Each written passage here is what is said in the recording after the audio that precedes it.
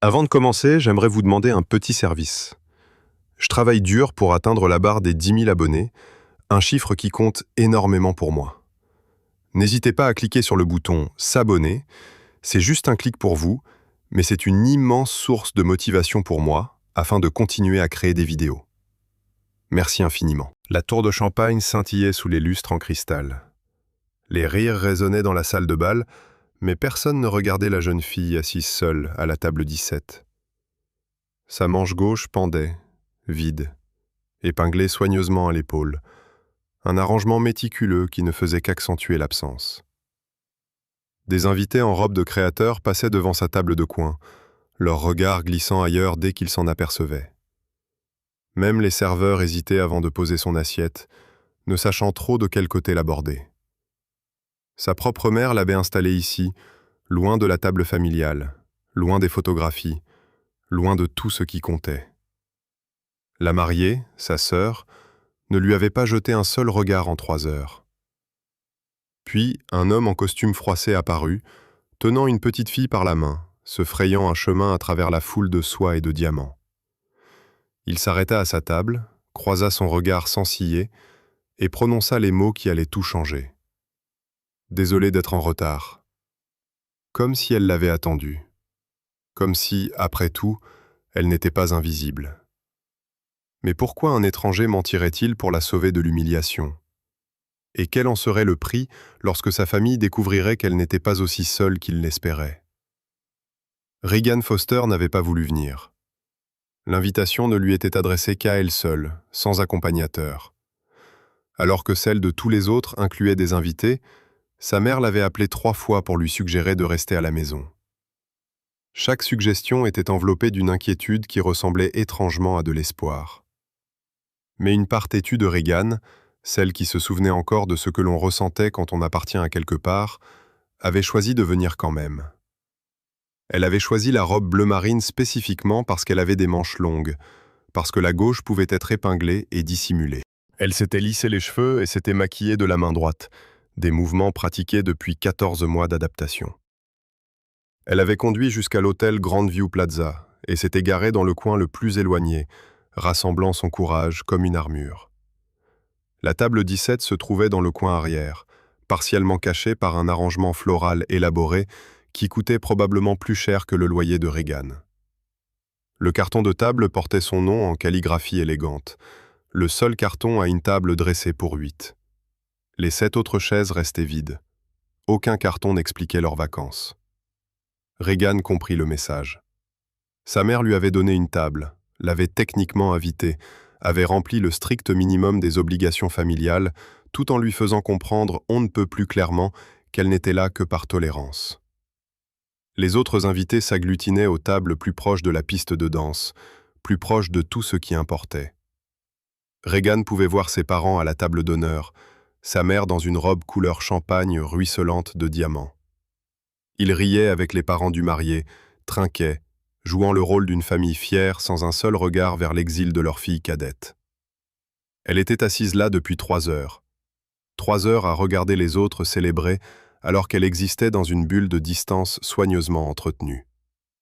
Les serveurs lui apportaient de la nourriture qu'elle touchait à peine, emportaient des assiettes qu'elle n'avait pas finies, le tout avec cette prudence particulière que les gens utilisent envers les choses brisées. D'autres invités la remarquaient. Elle surprenait leur regard dérivant, voyait le moment de reconnaissance lorsqu'ils repéraient la manche vide, les regardait détourner rapidement les yeux, comme si le handicap pouvait être contagieux. Quelques âmes courageuses avaient tenté la conversation au début, mais la gêne l'emportait toujours, laissant Regan de nouveau seule en quelques minutes. Sa sœur, Véronica, passa devant elle 4 fois sans lui accorder la moindre attention. Le message ne pouvait pas être plus clair. Regan Foster était un embarras que sa famille s'efforçait de minimiser. Le pire n'était pas l'isolement en soi, mais les souvenirs qu'il déclenchait. Regan se souvenait d'autres mariages, d'autres événements familiaux avant l'accident, quand elle était assise avec ses cousins et amis, quand sa mère la présentait avec fierté. Elle se souvenait d'être entière, d'être estimée, d'être visible. Il y a 14 mois, tout avait changé. L'accident de voiture était la faute de Véronica. Tout le monde le savait, même si personne ne le disait tout haut. Véronica envoyait des SMS en conduisant. Regan avait tendu le bras pour prendre le téléphone. Le camion était surgi de nulle part. Regan s'était réveillé à l'hôpital, amputé du bras gauche juste en dessous de l'épaule, tandis que Véronica s'en était sortie avec rien d'autre qu'une entorse au poignet et une culpabilité qu'elle n'avait jamais appris à transformer. Par la suite, leur famille avait fait un choix. Pas consciemment peut-être, mais un choix tout de même. Ils avaient décidé qu'il était plus facile de s'éloigner de Regan que de reconnaître ce qui s'était passé. Plus facile de traiter son handicap comme quelque chose de honteux que de gérer les émotions complexes liées à la faute, à la perte et au changement permanent. La main droite de Regan reposait sur la nappe en lin blanc, ses doigts traçant le motif sans y penser. Elle était devenue ambidextre par nécessité, apprenant à tout faire d'une seule main par pure détermination et d'innombrables heures d'ergothérapie. Elle pouvait cuisiner, s'habiller, conduire, faire son travail de graphiste avec des logiciels adaptés. Elle pouvait faire tout ce qu'elle faisait avant, mais différemment. Mais sa famille semblait incapable de voir au-delà de ce qui manquait pour apprécier ce qui restait. Ils voyaient une absence là où Regan avait appris à voir une adaptation. Ils voyaient une brisure là où Regan s'était battu désespérément pour maintenir une intégrité.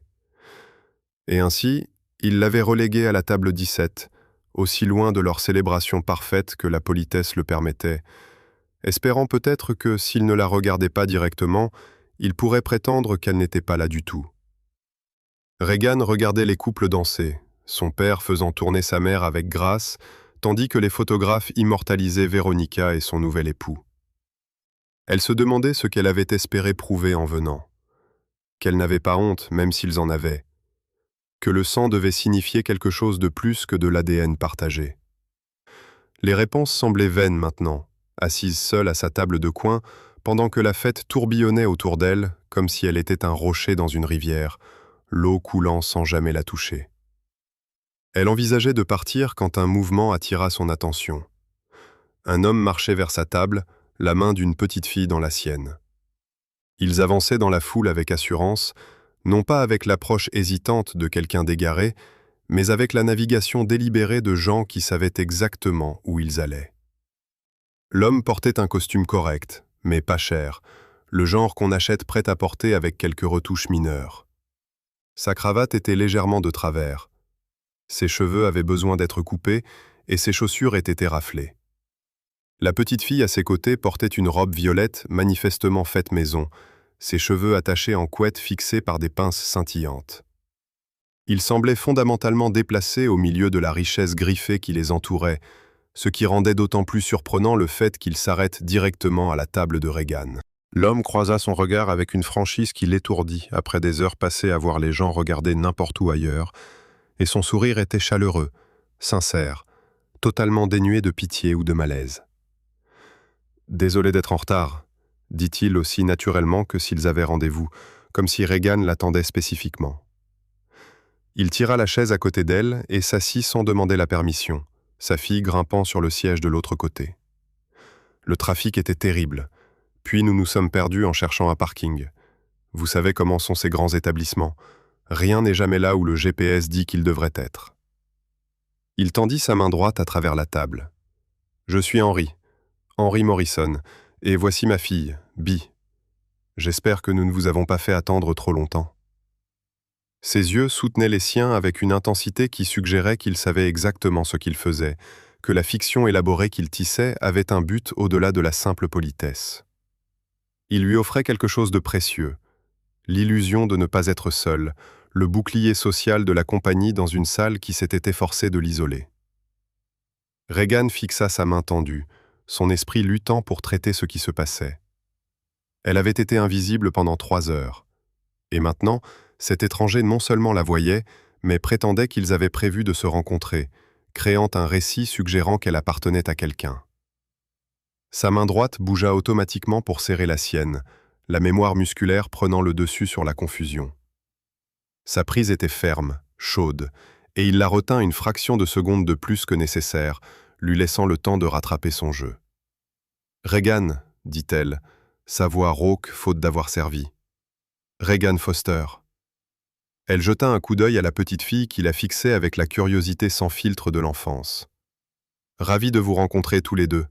Et non, vous n'êtes pas en retard du tout.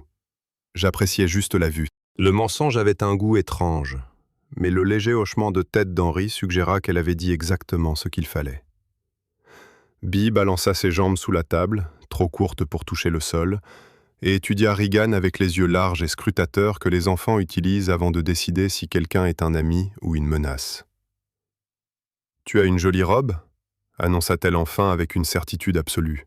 « Le violet est ma couleur préférée, mais le bleu marine est bien aussi. Et j'aime tes cheveux, ils sont brillants. Est-ce que tu as utilisé un shampoing spécial ?» Les questions sortaient sans aucune gêne. Sans aucune reconnaissance de ce qui était présent ou absent dans l'apparence de Regan, Bee voyait la robe, les cheveux, la personne, pas l'absence. C'était tellement rafraîchissant après des heures de non-regard précautionneux que Regan sentit quelque chose se fendre dans sa poitrine. Pas une brisure, mais une ouverture. « Merci, » dit Regan, et elle le pensa avec une intensité qui semblait probablement étrange pour un compliment aussi simple. « J'ai utilisé un shampoing spécial, en fait, celui qui fait briller mais ne graisse pas. Et j'adore ta robe. Est-ce que quelqu'un l'a faite pour toi ?» Bee hocha la tête avec enthousiasme, se lançant dans une explication détaillée sur la façon dont sa tante l'avait cousue spécifiquement pour ce mariage, comment elle avait pu choisir le tissu et la couleur. Regan écouta le babil de l'enfant et sentit ses épaules descendre, elle qui était restée contractée près de ses oreilles toute la soirée.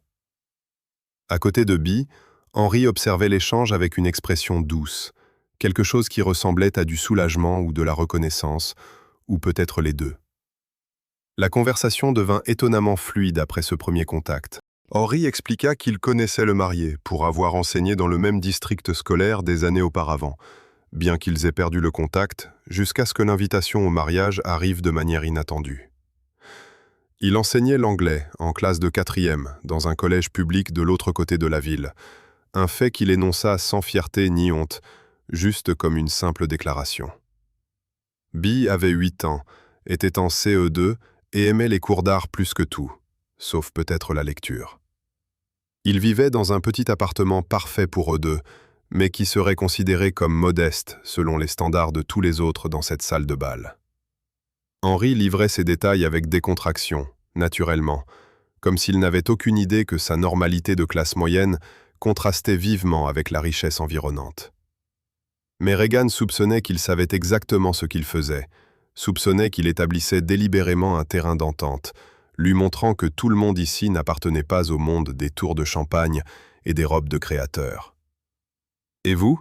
demanda Henri, s'adossant à sa chaise dans la posture détendue de quelqu'un s'installant pour une vraie conversation. « Comment connaissez-vous les heureux mariés ?»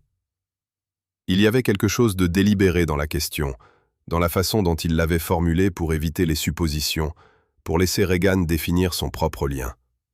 Elle apprécia cela plus qu'il ne pouvait le savoir. La plupart des gens, quand il prenait la peine de lui parler, faisaient des suppositions qui la rangeaient dans des cases où elle n'entrait plus. Henri lui laissait l'espace de raconter sa propre histoire, ou de ne pas la raconter, selon son choix. Regan sentit sa gorge se serrer sous une émotion qu'elle ne parvenait pas tout à fait à nommer. Quelque chose entre la gratitude et le chagrin. « Véronica est ma sœur », dit Regan doucement, guettant sur son visage la réaction qu'elle avait appris à attendre. La confusion de savoir pourquoi la sœur de la mariée était assise seule, au fond. La prise de conscience gênante que la famille ne signifiait pas toujours la proximité. Mais l'expression d'Henri changea à peine. Juste une légère tension autour de ses yeux suggérant de la sympathie plutôt que du choc. « Nous étions proches », continua Regan, peu sûr de la raison pour laquelle elle partageait cela avec un étranger, mais incapable d'arrêter les mots une fois lancés. Avant l'accident, avant que je ne devienne la vérité dérangeante de la famille. Maintenant, je suis invitée, mais pas bienvenue. Présente, mais ne participant pas. Je pense que ma mère espérait que je déclinerais l'invitation. Ça aurait été plus facile pour tout le monde si j'étais resté chez moi. L'amertume dans sa voix la surprit. Henri absorba cette information avec un petit hochement de tête, sans aucune surprise.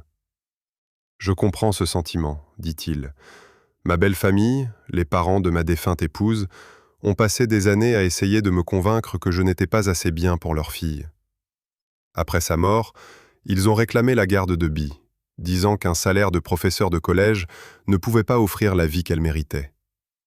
J'ai gardé la garde principale, mais ils ont obtenu des droits de visite et un droit de regard sur les décisions majeures. Chaque fois que je les vois, on me rappelle qu'à leurs yeux, je suis fondamentalement insuffisant. Pas à cause de ce que j'ai fait ou omis de faire, mais parce que je ne réponds pas à leur définition de ce qui est acceptable. Alors oui, je sais ce que c'est que d'être invité quelque part seulement pour se voir rappeler qu'on n'y a pas vraiment sa place. Il dit cela de manière factuelle, sans apitoiement sur soi, juste comme une expérience partagée offerte en signe de solidarité. Regan sentit une étincelle de reconnaissance dans sa poitrine. Avant que Regan ne puisse répondre, Bee revint de la table des desserts avec 2 assiettes de gâteau, du glaçage au chocolat sur le menton. « J'en ai pris un pour toi aussi, dit-elle à Regan, posant l'assiette avec un soin exagéré. La dame à la table a dit que je pouvais en prendre 2, mais j'ai pensé que tu pourrais avoir faim. Tu as l'air triste. Le gâteau aide quand on est triste. Pas complètement, mais un peu. » Regan fixa le gâteau, un geste simple qui lui sembla être une bouée de sauvetage.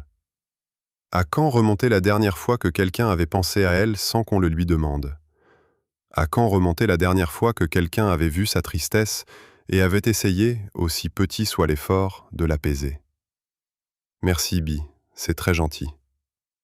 Bee grimpa sur sa chaise et attaqua sa propre part avec la concentration totale d'un enfant en mission.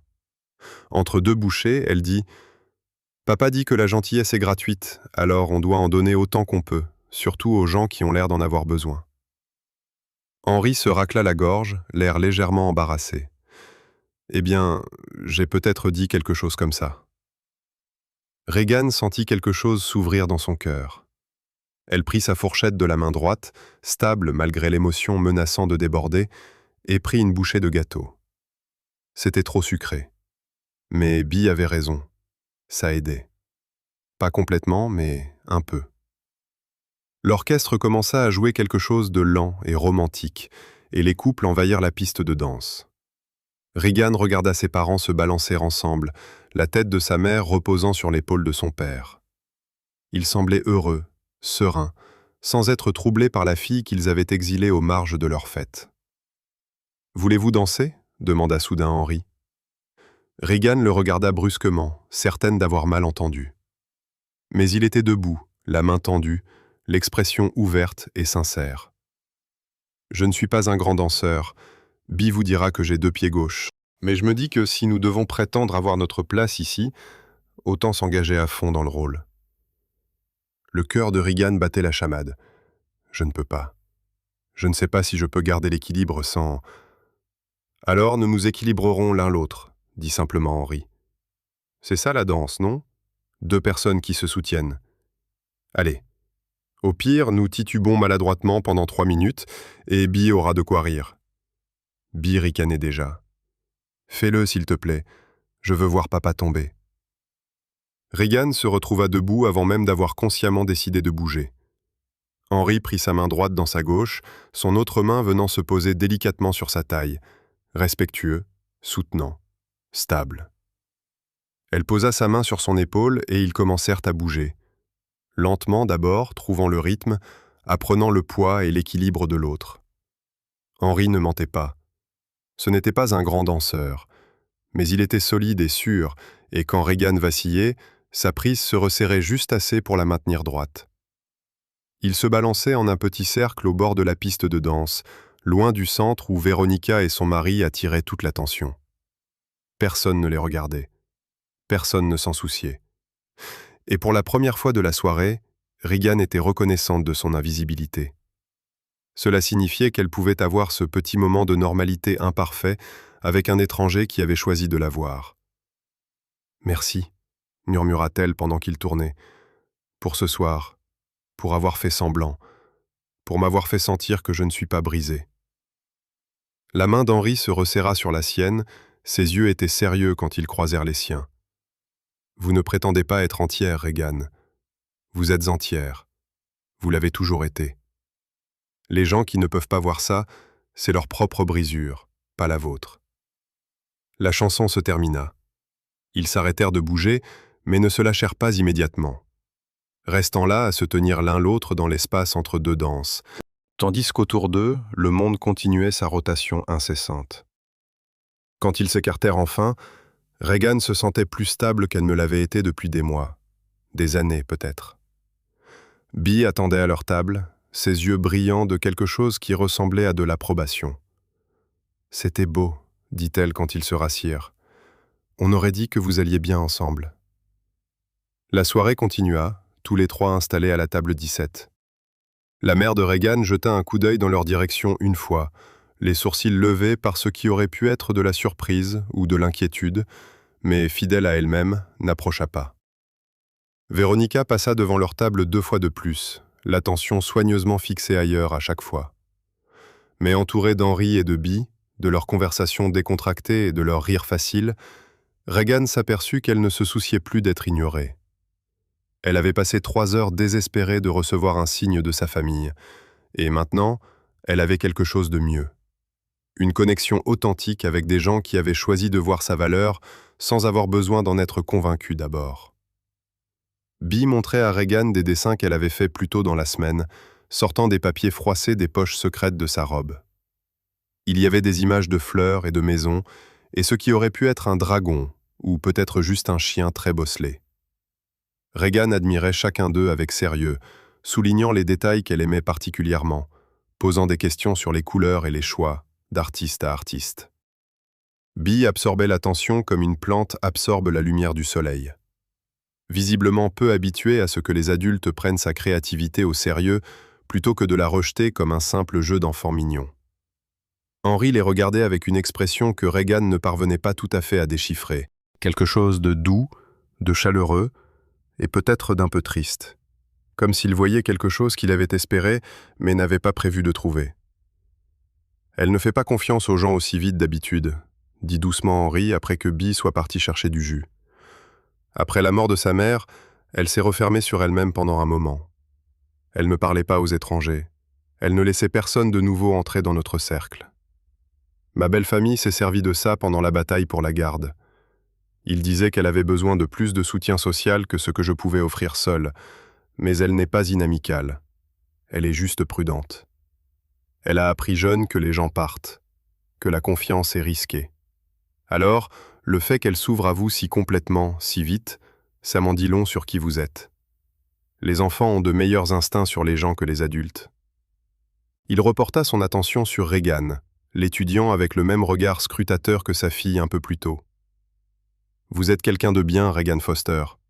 Je l'ai su au moment où je vous ai vu assise ici, seule, refusant de partir, même si rester était manifestement douloureux. Ce genre de force tranquille, ce refus d'être effacé, c'est rare et précieux. » Regan sentit la chaleur monter à son visage, l'émotion lui nouant la gorge. Elle n'était pas habituée à être complimentée pour des qualités qu'elle ne pensait pas posséder. La force. Elle avait l'impression d'avoir passé 14 mois à survivre à peine, s'adaptant par nécessité plutôt que par courage. « Je ne me sens pas forte », admit-elle doucement. « La plupart du temps, j'ai l'impression d'être à un seul mauvais moment de m'effondrer complètement. Venir ici ce soir, rester assise des heures à être invisible, je n'ai pas ressenti ça comme de la force, j'ai ressenti ça comme de la stupidité. »« Mais vous êtes venu quand même, » dit fermement Henri. « Vous vous êtes habillé, vous avez conduit jusqu'ici. Vous êtes entré dans une salle où vous saviez que vous n'étiez pas désiré, et vous êtes resté. Vous ne vous êtes pas faite petite et vous ne vous êtes pas excusé d'exister. C'est ça la force, Regan. Peut-être pas le genre bruyant et théâtral qu'on célèbre, mais le genre tranquille et persistant qui permet aux gens de traverser des situations impossibles, une respiration à la fois. C'est la force qui compte vraiment. » Ces mots s'installèrent dans la poitrine de Regan comme des pierres, solides et réelles, quelque chose sur quoi construire plutôt que de sombrer dessous. Bee revint avec du jus pour eux trois, soigneusement en équilibre sur un petit plateau. Ils burent le punch trop sucré et regardèrent la fête continuer autour d'eux, satisfaits dans leur petite bulle de connexion. Le gâteau fut coupé en grande cérémonie, distribués aux invités sur des assiettes en porcelaine délicates. Ils mangèrent du gâteau et rirent des histoires de Bee sur ses camarades de classe. Et Regan ressentit quelque chose qu'elle n'avait pas ressenti depuis si longtemps qu'elle en avait presque oublié le nom. Elle sentait qu'elle avait sa place quelque part. Pas avec tout le monde, pas avec sa famille, mais avec ces deux personnes qui étaient tombées sur son isolement et avaient décidé d'y rester. La soirée touchait à sa fin quand le photographe fit sa ronde pour prendre des clichés sur le vif. Regan se tendit quand il approcha, s'attendant à être coupé au cadrage ou ignoré entièrement. Mais le photographe fit une pause à la table 17, captant leur rire, et quelque chose dans son expression changea. « Ne bougez pas, dit-il en levant son appareil. Juste comme ça. Parfait. » Le flash se déclencha 3 fois en succession rapide, immortalisant leur petite cellule familiale en pixels permanents. Quand il baissa l'appareil et vérifia son écran, il hocha la tête avec satisfaction. « C'est une bonne photo. Vous trois avez l'air sincèrement heureux, ce qui est plus rare qu'on ne le pense dans ces événements. Quel est votre lien avec la mariée, sa sœur ?»« Sa sœur, dit Regan, sa voix stable malgré sa surprise. Les sourcils du photographe se levèrent d'une fraction, classant manifestement cette information à côté du jugement qu'il portait sur la dynamique familiale. Mais il ne dit rien, sourit simplement de manière professionnelle et passa son chemin. Henri croisa le regard de Regan et elle vit sa propre surprise reflétée dans le sien. Ils avaient été photographiés. Ils existaient désormais dans le registre officiel. La preuve que Regan était passée par là, qu'elle comptait, qu'elle faisait partie de quelque chose. Alors que la réception entamait ses derniers mouvements vers la conclusion, Henri regarda sa montre et fit une grimace. « Il commence à se faire tard, dit-il en s'excusant. Bee à école demain, et j'ai une pile de dissertations à noter que j'évite depuis tout le week-end. Nous devrions probablement y aller. » Il regarda Regan avec quelque chose qui ressemblait à de la réticence. « J'ai été vraiment ravi de vous rencontrer. Merci de nous avoir laissé squatter votre table et de nous avoir servi d'excuse pour être ici. Vous avez rendu une soirée qui aurait pu être très inconfortable, réellement agréable. » Il était gentil, présentant les choses comme si elle leur avait rendu service plutôt que de reconnaître ce qu'ils savaient tous les deux, qu'il l'avait sauvé de la noyade dans l'isolement. Mais Regan ne le corrigea pas. « Merci, » dit Regan à la place, chargeant ces 2 mots de tout ce qu'elle ne pardonnait pas à articuler. « Merci de m'avoir vu. Merci de vous être assis avec moi. Merci de m'avoir rappelé que je suis toujours humaine malgré ce que ma famille semble croire. » Henri sembla tout entendre, hochant la tête pour signifier qu'il comprenait sans exiger qu'elle exprime quoi que ce soit à voix haute. Ils se levèrent ensemble. Bee, déjà ensommeillé et appuyé contre le flanc de son père, et Regan les accompagna vers la sortie de la salle de bal. D'autres invités partaient aussi. La célébration était officiellement terminée. Les parents de Regan étaient quelque part en train de faire leurs adieux. Sa sœur et son nouvel époux se préparaient probablement pour leur grand départ. Regan ne les chercha pas du regard. Elle avait passé assez de temps ce soir à chercher une reconnaissance qui ne viendrait jamais. À la sortie, Henri fit une pause et sortit son téléphone. « Est-ce que je peux avoir votre numéro ?» demanda-t-il, puis parut immédiatement embarrassé. « Pas de manière bizarre, je veux dire, juste... Je pense que Bee aimerait vous revoir. Et honnêtement, moi aussi. Il est rare de rencontrer quelqu'un qui comprenne ce que c'est que d'être jugé insuffisant par les gens qui sont censés vous aimer le plus. J'aurais bien besoin d'une amie qui saisit ça, si ça vous intéresse. Pas de pression si ce n'est pas le cas. » Il lui laissait une porte de sortie, lui permettant de décliner facilement. Mais Regan cherchait déjà son téléphone de sa main droite. Ils échangèrent leur numéro, le rituel moderne de la connexion. Et Regan sentit quelque chose changer dans sa poitrine. Ce n'était plus seulement un geste gentil de la part d'un étranger. C'était le début de quelque chose qui pourrait devenir une amitié, un soutien ou une famille de cœur. « Appelle quand tu veux, » dit Regan, faisant écho à ses propres mots. « Vraiment, même s'il est 3 heures du matin et que tu as besoin qu'on te rappelle que tu n'es pas fou de ressentir ce que tu ressens, je sais ce que c'est. » Le sourire d'Henri en entendant cela valut chaque moment d'inconfort qu'elle avait enduré ce soir-là. Bee entoura la taille de Regan d'un câlin surprise, serrant fort avant que son père ne puisse l'arrêter. Regan lui rendit son étreinte de son unique bras, prudente et reconnaissante. Quand elles s'écartèrent enfin et se dirigèrent vers la sortie, Regan resta seul dans la salle de bal vide, les regardant partir. Quelque chose de chaud et de brillant s'épanouissait dans sa poitrine, là où le vide avait habité pendant si longtemps. Elle se dirigea lentement vers le parking, sans hâte particulière maintenant que l'épreuve était officiellement terminée. Le trajet du retour se passa dans un flou de lampadaires et de trafic nocturne, son esprit rejouant le tournant inattendu de la soirée. Elle était entrée dans cette salle de bal en n'attendant rien d'autre que de la douleur, s'attendant à supporter des heures d'invisibilité avant de pouvoir s'échapper. Au lieu de cela, elle avait trouvé Henri et Bee. Elle avait trouvé des gens qui voyaient sa valeur sans avoir besoin de preuves. Elle avait trouvé la preuve que des gens bien existaient, que la connexion était encore possible, que le rejet de sa famille ne devait pas définir sa propre valeur. De retour dans son appartement, Regan ôta sa robe marine et la suspendit soigneusement dans son placard. Elle ne la porterait plus jamais, mais elle la garda quand même, incapable de jeter le rappel physique de la nuit où sa vie avait changé de direction. Son téléphone vibra à cause d'un SMS d'un numéro inconnu. Sauf qu'il n'était plus inconnu, c'était Henri. « Bien arrivé. Bee voulait que je te dise qu'elle s'est bien amusée à danser avec toi. Dors bien, Regan. Tu as survécu à ce soir avec plus de grâce que quiconque aurait pu l'espérer. Ça mérite d'être fêté. » Regan lut le message 3 fois, sentant quelque chose s'ouvrir dans sa poitrine. Pas une brisure, une ouverture. Elle répondit « Merci pour tout. Tu n'as pas idée de ce que ce soir a représenté. » Sa réponse arriva rapidement. « Je pense que si, c'est pour ça que je me suis assis.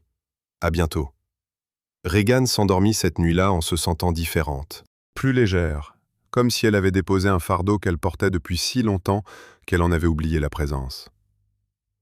Sa famille avait essayé de la rendre invisible au mariage, l'avait positionnée comme quelque chose de honteux à cacher. Mais ils avaient échoué parce que Regan Foster avait été vue, avait été estimée, avait été revendiquée par des gens qui reconnaissaient sa valeur sans avoir besoin d'être convaincus d'abord. Et cela changeait tout pour la suite. Les jours suivant le mariage prirent leur propre rythme. Regan retourna travailler dans son agence de graphisme, mais désormais son téléphone vibrait régulièrement à cause des messages d'Henri. Rien de profond, juste de petits échanges qui construisent une connexion. Des commentaires sur les derniers drames de ses élèves, des photos des œuvres de Bee, des observations sur la vie en tant que marginaux. Regan se surprenait à attendre ces messages, élaborant des réponses qui allaient au-delà de la politesse pour devenir un engagement sincère. Il s'écrivait sur les livres, la musique et les défis particuliers liés au fait d'exister dans un monde qui semblait conçu pour les gens avec 2 bras et des structures familiales traditionnelles. Cette compréhension partagée créait une intimité plus rapide que des années d'amitié superficielle n'auraient pu le faire. Une semaine après le mariage, Henri invita Regan à dîner dans leur appartement. Rien de sophistiqué, avait-il dit, juste Bee qui voulait cuisiner pour leur nouvelle amie. Regan accepta immédiatement, se surprenant elle-même par le peu d'hésitation qu'elle ressentait. Elle s'arrêta dans une pâtisserie et prit des cupcakes parce qu'arriver les mains vides lui semblait impoli. L'adresse menait à un modeste complexe d'appartements, loin du luxe qu'habitait sa famille, mais infiniment plus accueillant. Bee ouvrit la porte, portant un tablier 3 fois trop grand, son visage s'illuminant. « Tu es venu. J'ai fait des spaghettis. Enfin, papa a fait bouillir les pâtes et a fait la sauce, mais c'est moi qui ai remué et j'ai mis le fromage dessus. Et c'est la partie la plus importante. » L'appartement était petit, mais visiblement aimé. Les murs étaient couverts des dessins de Bee et de photos de famille, les étagères débordaient de livres de poche usés. C'est à cela que ressemblait un foyer quand des gens y vivaient vraiment. Ils mangèrent à une petite table de cuisine, une nourriture simple qui fut le meilleur repas que Regan ait mangé depuis plus longtemps qu'elle ne pouvait s'en souvenir. Pas parce que la nourriture elle-même était exceptionnelle, mais à cause du contexte. Manger avec des gens qui appréciaient sa compagnie, faire partie d'une conversation familiale décontractée. Bee bavardait sur sa journée d'école, tandis qu'Henri l'écoutait avec une attention exercée. Regan se surprit à contribuer naturellement, posant des questions, partageant des histoires de sa propre enfance. Elle se sentait faire partie de quelque chose de plus grand qu'elle. Après le dîner, Bee insista pour montrer sa chambre à Regan. Il y avait une photo sur la table de nuit, une femme ayant les traits de Bee tenant un bébé. « C'est ma maman », dit Bee simplement. « Elle est morte quand j'avais 6 ans. Je ne me souviens pas d'elle autant que je le voudrais, mais papa me raconte des histoires, alors je me souviens à travers lui. » Regan reposa la photo avec soin, la gorge serrée. Elle devait être une personne merveilleuse, et tu lui ressembles beaucoup. Elles regardèrent des carnets de croquis remplis des dessins de Bee. Regan offrait de vrais conseils artistiques. Henri apparut dans l'encadrement de la porte après un moment, s'appuyant contre le cadre et les regardant avec une expression que Regan ne parvenait pas tout à fait à décoder. Ils finirent dans le salon pour un film, Bee blottie sur le canapé entre Regan et Henri. À la moitié du film, Bee s'endormit contre le flanc de Regan. Regan resta immobile, ne voulant pas déranger l'enfant. Henri le remarqua et ajusta la couverture, l'abordant soigneusement. « Elle vous aime bien ?» dit-il doucement. « Elle demande quand vous reviendrez depuis le mariage. » Plus tard, quand Bee fut portée au lit, Regan et Henri restèrent sur le parking sous les lampadaires vacillants, aucun des deux n'étant prêt à dire au revoir. « Merci d'être venu, » dit Henri. « Vous nous voyez, Regan. Vous nous voyez.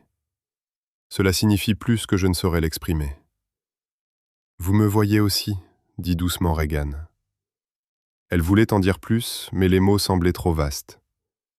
Alors, elle sourit simplement et monta dans sa voiture, rentrant chez elle avec l'impression d'avoir laissé une partie d'elle-même dans cet appartement. Le modèle se poursuivit au cours des semaines suivantes. Les dîners du dimanche chez Henri et Bee devinrent une tradition établie. Parfois, Regan cuisinait des plats à une main qu'elle avait perfectionnée, se prouvant à elle-même que le handicap ne signifiait pas l'incapacité. Parfois, il commandait des pizzas. Peu importait ce qu'il mangeait. Ce qui comptait, c'était d'être ensemble, de créer des souvenirs communs et des plaisanteries privées. Regan commença à apprendre à Bee à peindre d'une seule main, lui montrant des techniques pour stabiliser la toile en utilisant le poids du corps.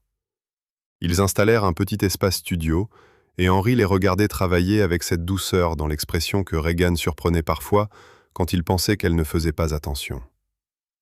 2 mois plus tard, Regan arriva et trouva Henri désemparé. « Ma belle famille menace d'une nouvelle contestation de garde, » dit-il sans préambule. « Ils pensent que je suis négligent parce que Bee s'est cassé le poignet en tombant d'une structure de jeu. J'en ai tellement assez de me battre contre eux, Regan. » Regan l'attira dans un câlin d'un seul bras, le laissant s'effondrer contre elle. « Tu ne te battras pas seul, » dit-elle farouchement. « Je t'aiderai de toutes les manières possibles. Témoin de moralité, baby-sitter d'urgence, tout ce dont tu as besoin, Henri. » Elle le pensait de chaque fibre de son corps. La contestation de garde consuma les semaines suivantes. Regan accompagna Henri au rendez-vous chez l'avocat, prit des notes, posa des questions. Elle allait chercher Bee à l'école les jours d'audience, l'emmenait manger des glaces et faire des projets artistiques. Elle s'asseyait dans la salle d'audience pendant les séances, soutien silencieux. Ses beaux-parents remarquèrent son bras manquant avec le dédain que Regan attendait de la part de gens riches qui mesurent la valeur par l'intégrité physique. Mais leur mépris ne la blessait pas. Ces gens ne signifiaient rien pour elle. Le verdict du juge tomba 6 semaines plus tard. La garde principale restait à Henri, les visites inchangées. Le juge nota qu'un accident de terrain de jeu n'était pas de la négligence, que les finances modestes d'Henri étaient adéquates, que le bien-être de Bee suggérait un foyer stable et aimant. Regan était dans la salle d'audience, voyant le soulagement inonder les traits d'Henri. Son avocat lui serra la main. Sa fille serra sa taille. Et Henri traversa la salle vers Regan et l'embrassa devant tout le monde, désespéré, reconnaissant, la revendiquant comme sienne. Regan lui rendit son baiser, sa main se crispant sur sa chemise. Quand ils s'écartèrent, Bee souriait. « Enfin, » dit la fillette de 8 ans, « je me demandais quand vous deux alliez comprendre. » Ils quittèrent le palais de justice ensemble, marchant dans la lumière de l'après-midi. Devant une glace de célébration, Bee raconta comment elle avait su que Regan ferait partie de leur famille. Cette nuit-là, après que Bee se soit endormie, Henri et Regan s'assirent sur son balcon. Henri prit la main de Regan. « Je t'aime, dit-il simplement. Je crois que je t'aime depuis le mariage. Tu nous as choisis, Regan. Tu as choisi d'être là, même quand c'était compliqué. Cela signifie tout. » Regan sentit des larmes couler sur son visage. De bonnes larmes. « Je t'aime aussi, murmura-t-elle. Tu me vois comme entière, même s'il me manque des morceaux. Tu me traites comme si je comptais. Alors oui, je t'aime, et je veux faire partie de la famille que tu construis. »« Emménage avec nous, » dit soudain Henri. « Je sais que c'est rapide, mais tu es là tout le temps de toute façon. Ce pourrait être chez toi. » Regan pensa à son appartement stérile, puis à cet espace habité et chaleureux. « Oui, dit-elle. Oui, j'emménagerai. Je veux une famille qui m'estime vraiment. » Le déménagement prit 3 semaines. Ils transformèrent la chambre d'amis d'Henri en son studio. Vivre ensemble révéla de petites intimités. La bonne humeur matinale d'Henri, le besoin de silence de Regan pendant qu'elle travaillait. La confiance de Bee envers Regan pour lui tresser les cheveux d'une seule main. Ils développèrent des routines, devinrent une unité. 6 mois plus tard, Regan déposa les papiers pour changer son nom en Morrison. Quand cela fut approuvé, elle pleura de joie. Henri encadra son ancien permis au nom de Regan Foster. « Pour que tu n'oublies jamais d'où tu viens, » expliqua-t-il. Cette femme courageuse qui a refusé de disparaître. Le 9e anniversaire de Bee arriva avec son lot de chaos et de joie. Ils organisèrent une fête dans le même parc où ils avaient dansé pour la première fois. Bee grimpa sur une table de pique-nique pour annoncer « Regan fait officiellement partie de ma famille maintenant. Elle a notre nom et tout le reste. C'est ma famille de cœur, et c'est tout aussi bien. Peut-être même mieux parce que nous nous sommes choisis exprès. » Regan se sentit submergé par cette revendication publique. Après la fête, Bee l'enlaça farouchement. « Tu es facile à aimer, » dit simplement l'enfant. « Évidemment, nous allons te garder pour toujours. » Cette nuit-là, Regan parla à Henri du SMS de sa mère, demandant une rencontre, suggérant de dépasser les vieux conflits. « Que dois-je faire » demanda-t-elle. Henri resta silencieux, puis dit « Qu'est-ce que tu veux ? Pas ce que tu devrais faire, mais qu'est-ce qui serait le mieux pour ta paix intérieure ?» Regan y réfléchit. « J'ai construit une belle vie sans eux. Pourquoi risquer cela ?»« Alors ne le fais pas, » dit simplement Henri. « Tu as le droit de te protéger. Le prix de leur amour était trop élevé. » Regan supprima le message de sa mère sans répondre, choisissant la famille qui se trouvait devant elle. 1 an après le mariage, Regan se retrouva de nouveau au Grandview Plaza pour une fête de collègues. Mais cette fois, elle entra main dans la main avec Henri, avec Bee entre eux. La dernière fois qu'elle était venue ici, elle était invisible, isolée. Maintenant, elle faisait partie d'une unité, visible et estimée. Certaines personnes la reconnurent, les yeux écarquillés de la voir revenir, non pas seule, mais avec une famille qui l'adorait. Regan gardait la tête haute, son absence de bras gauche visible et non commentée par les gens qui comptaient. Elle était entière. Elle l'avait toujours été. Alors qu'il dansait, Regan aperçut la table 17 dans le coin arrière, actuellement occupée par des inconnus qui riaient. Elle pensa à la jeune fille qui était restée assise là, brisée et seule, se croyant indigne d'être aimée. Cette jeune fille s'était trompée. Elle se mesurait à des critères qui n'avaient aucune importance, cherchant une validation auprès de gens incapables de la donner. Cette jeune fille avait survécu et avait trouvé les siens de l'autre côté. Regan Morrison était la preuve que l'on pouvait tout perdre et reconstruire quelque chose de magnifique. On pouvait être rejeté par sa famille de sang et trouver sa vraie famille malgré tout. On pouvait être incomplet dans son corps et entière dans son esprit. L'accident lui avait pris son bras, mais l'avait mené ici, vers cet homme, cet enfant, et cette vie qu'ils construisaient ensemble. La chanson prit fin, et ils retournèrent à leur table, où Bee montrait son art sur serviette en papier à un autre invité. Regan se glissa sur son siège, sentit le bras d'Henri sur ses épaules, ses lèvres effleuraient sa tempe dans une affection naturelle qui suggérait la permanence. C'était sa famille. Ces gens qu'il avait choisis, qui avaient vu au-delà de ce qui manquait pour apprécier ce qui était présent, qui lui avaient fait une place sans exiger d'elle qu'elle s'excuse d'exister. Elle avait commencé cette année invisible au mariage de sa sœur, et elle l'a terminée visible, transformée par des gens qui se soutenaient les uns les autres, par la gentillesse, la connexion et le courage de construire quelque chose de nouveau quand les anciennes structures s'effondraient.